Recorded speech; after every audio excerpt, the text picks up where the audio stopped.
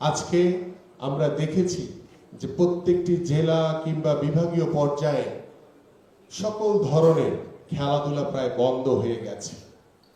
আজকে শুধু ক্রিকেটের দিকে যদি তাকান, আমরা গত 17 বছর দেখেছি ক্রিকেটটা কারা নিয়ন্ত্রণ করেছে, কিভাবে ম্যাচ ফিক্সিং থেকে শুরু করে কত অনৈতিক দুর্নীতির ভিতরে ক্রিকেট বোর্ড গত 17 বছর পরিচালিত হয়েছে। আমরা এখন পর্যন্ত পরিপূর্ণভাবে সেই ক্রিকেট বোর্ডকে স্বৈরাচার মুক্ত করতে পারিনি।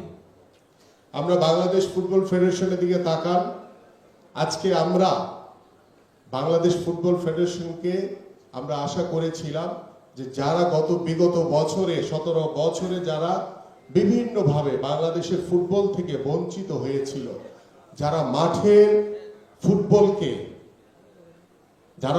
ফুটবলকে নিয়ে সারাদিন ব্যতিব্যস্ত থাকতো, সেই মানুষগুলোকে আমরা ফুটবল ফেডারেশনে দেখব।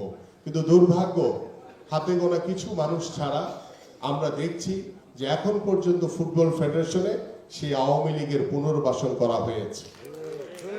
আজকে আমরা যদি হকির দিকে তাকান, সেই হকির দিকে যদি তাকান, সেখানেও আমরা সেই আওয়ামী লীগের প্রেতাত্মারা বা আওয়ামী লীগের যে স্বৈরাচারী ক্রীড়াঙ্গনে যারা ডোমিনেট করার চেষ্টা করেছিল, সেই মানুষগুলো কিন্তু হকিতেও এখনো বহাল তবিয়তে বসে আছে।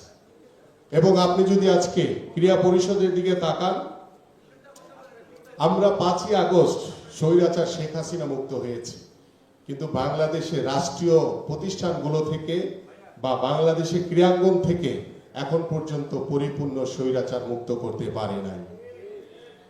আজকে দেখেন ক্রীড়া পরিষদ দিকে, সেখানেও সেই আওয়ামী লীগের যারা বিভিন্ন সময় ক্রীড়াঙ্গনকে ডোমিনেট করেছে, একনায়কভাবে স্বৈরাচারী কায়দায় তারা এখন পর্যন্ত বহাল তবিয়তে বসে আছে।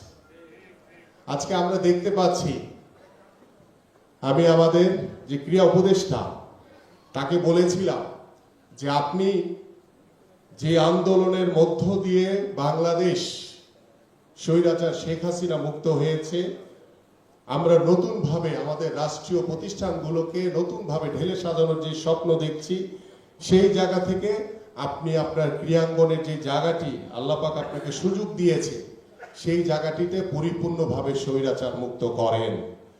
কিন্তু তিনি আজকে প্রায় 8 থেকে 9 মাস হয়ে গেছে, তিনি স্বৈরাচার মুক্ত এখন পর্যন্ত করতে পারে না।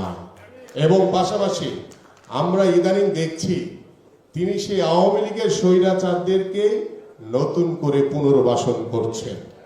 সেটা খুব দুর্ভাগ্যের। আমি তাকে খুব ক্লিয়ারলি বলেছিলাম যে আসেন আমরা সকলে মিলে বাংলাদেশি ক্রীড়াঙ্গনকে নতুনভাবে ঢেলে সাজাই। বাংলাদেশে ক্রীড়ামোদী মানুষ যারা রয়েছে, বাংলাদেশের মানুষ অত্যন্ত ক্রীড়ামোদী, খেলাধুলাকে অত্যন্ত পছন্দ করে। আমরা যখনই কোনো বাংলাদেশ টিমের হয়ে খেলতে যাই, সেটা ক্রিকেট হোক, ফুটবল হোক, হকি হোক বা অন্যান্য যে ইন্ডিভিজুয়াল ইভেন্টগুলো রয়েছে, আমরা কিন্তু দেখেছি দল মত নির্বিশেষে আমরা কিন্তু একত্রিত